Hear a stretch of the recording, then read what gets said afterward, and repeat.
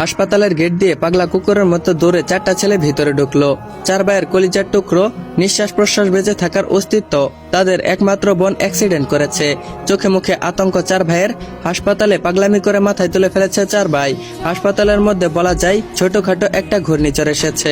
অর্ণব বলল, ডক্টর আমার বোনু কোথায়? আদিল বলল, আমাদের বোনুকে আপনি কোথায় রেখেছেন? ঈশাদ বলল, কি ব্যাপার, অ্যান্সার দিচ্ছেন না কেন? ঈশান বলল, where is my sister? Doctor বলল, মিস্টার মির্জা আপনারা শান্ত হন। আপনাদের বোনের কন্ডিশন আগের তুলনায় কিছুটা ভালো বলা যায়। তিনি এখন আইসিইউতে আছে।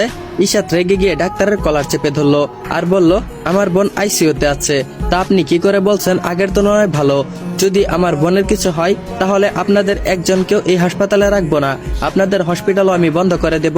অর্ণব বলল, ঈশাদ কি করছিসটা কি? ডক্টরের কলার ছাড়, আমাদের বোনের কিছুই হবে না। বাকি 3 ভাই অনেকটা দস্তাদস্তি করে ঈশাদকে ছাড়ালো। ওর রাগে কপালের রগগুলো ফুলে উঠেছে। ঈশান বলল, আমাদের বোন কোথায়? নার্স বলল, আসুন আমাদের সাথে আসুন। আইসিইউ এর সামনে নীরব চোখে পানি ফেলছে 4 ভাই।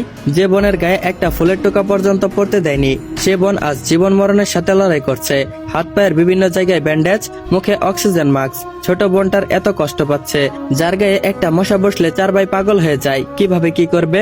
সামান্য একটু ব্যথা পেলে ভাইদের জান বেরিয়ে যায়। সে বোন আজ একাই মৃত্যুর সাথে বাজি ধরেছে। সে নিজেও জানে না সে জিতবে নাকি হেরে যাবে। আদিল বলল, ভাইয়া আমাদের বোনু কি আমাদেরকে ভাই বলে ডাকবে না? ও আমাদের সাথে কথা বলছে না কেন? বোনু কি জানে না ওর সাথে কথা না বললে আমাদের ভালো লাগে না? অর্ণব বলল, শান্ত হওয়া দি, আল্লাহর উপর ভরসা রাখ, তিনি যদি এই এতিমদের উপর দয়া করে। অর্ণবের বুক ফেটে চিৎকার আসছে, কিন্তু ওকে তো কাঁদলে হবে না। ও যদি কাঁদে, ও হলো সবার বড়। আজ যদি ও ভেঙে পড়ে তাহলে বাকি 3 ভাই তো চোখে অন্ধকার দেখবে। তাই ঠোঁটে ঠোঁট চেপে অন্যদিকে মুখ করে রেখেছে। চেয়ারে বসে মুখ ডেকে ডুকরে কাচ্ছে ঈশান। ওর সাথেই সারাক্ষণ ওষার লেগে থাকতো। ঈশাদ নিশ্চুপ হয়ে একদিনে আইসিইউর বাইরে থেকে দাঁড়িয়ে বোনকে দেখছে। চোখের পাতা গড়িয়ে 2 ফোঁটা নজল গড়িয়ে পড়লো। তখনই আইসিইউ থেকে ডক্টর বের হয়ে তাদের সামনে এলো। আদিল বলল, ডক্টর আমার বোনের কন্ডিশন কেমন? ডক্টর বলল, she is out of danger, কিন্তু তারপরও পুরোপুরি বিপদ কাটেনি। মাথায় প্রচন্ড জোরে আঘাত পেয়েছে। যদি 72 ঘন্টার মধ্যে জ্ঞান না ফিরে তাহলে স্মৃতিশক্তি হারিয়ে যেতে পারে। আর যদি জ্ঞান না ফিরে তাহলে কোমায় চলে যেতে পারে। আমরা আমাদের সর্বোচ্চ চেষ্টা করেছি, বাকিটা আল্লাহর ইচ্ছা।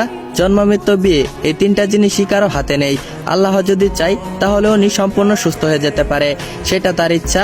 হায়াতের মালিক আল্লাহ, আপনারা তাকেই ডাকুন। ডক্টর আদিলের কাঁধে হালকা করে চাপড় মেরে বড় একটা নিঃশ্বাস ছেড়ে চলে গেল। আদিল, ঈশাদ, ঈশান ধপ করে মাটিতে বসে পড়ল। অর্ণব নিষ্পলক চাহনিতে তাকিয়ে আছে। বাবা মা মারা যাওয়ার পর ঠিক যেমনটা নিঃশ্বাস লেগেছিল আজ ঠিক তেমনটাই লাগছে। ঈশাদ বলল, আমাদের বোনও কি ভালো হয়ে যাবে ঈশান? ঈশান বলল, আল্লাহকে ডাক ভাই, তিনি সবকিছু ঠিক করে দিবে। আমাদের আর কিছুই চাই না, আল্লাহ যেন আমাদের বোনটাকে ভিক্ষা দেয়, এই এতিমগুলোর উপর একটু রহমত করে। আমাদের এত ধন দৌলত কোনো প্রয়োজন নেই, তার বিনিময়ে আমাদের বোনটার জীবনটা ফেরত দিক। আদিল বলল, সবসময় কি আল্লাহ আমাদের প্রিয় জিনিসটাকে নিয়ে যায়? বাবা মাকে হারিয়ে অনেক কষ্টে বেঁচে আছি, এখন বোনটাকে ছেড়ে আমরা কি করে থাকবো? হে আল্লাহ, একটু রহমত করো এই অধমদের উপর। আমরা তো তোমার 5 ওয়াক্ত ইবাদত করি, আমাদের কথা কি শুনবে না? আমাদের বোনের জীবনটাকে ভিক্ষায় দিয়ে যাও। ঈশাদ বলল, আমাদের ওকে ছাড়াটা একদমই উচিত হয়নি। আগে যদি জানতাম ওকে কখনো একা ছাড়া তো দূরের কথা, চোখের নজরেও হারাতাম না। আসরের আজান হচ্ছে। 4 ভাই পাথরের মতো বসে আছে আইসিইউর বাইরে। অর্ণব বলল, চল আসরের নামাজ পড়ে আসি। ঈশান বলল, ভাইয়া আমাদের বোনও। অর্ণব বলল, বোনকে আল্লাহ দেখবে, নামাজ পড়ে আল্লাহর কাছে ওর জীবনটা ভিক্ষা চাইতে হবে তো, না চাইলে তিনি দিবে কিভাবে? উনি হয়তো আমাদের দোয়ার অপেক্ষা করছে। আমাদের দোয়ার উসিলায় এবং আল্লাহর রহমতে যদি আমাদের বোনটা ঠিক হয়ে যায়।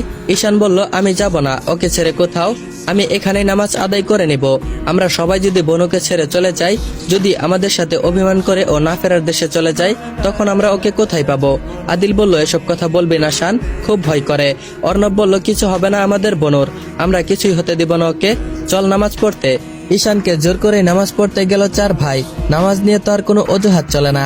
আইসিইউর বাইরে কড়া গার্ড দিয়ে পাহারায় রেখে গেছে 4 জন।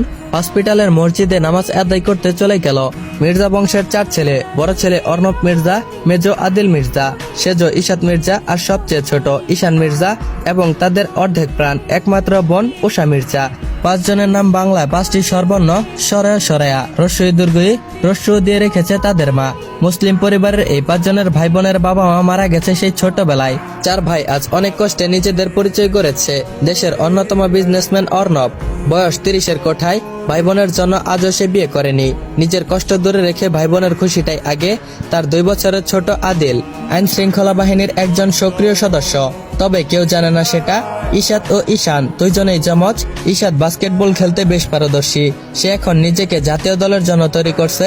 ঈশান রাজনীতিতে যুক্ত আছে, সারাক্ষণ নানা ভেজালে জড়িয়ে থাকে। তবে দুজনের যমজ হলেও তাদের চেহারা ততটা মিল নেই।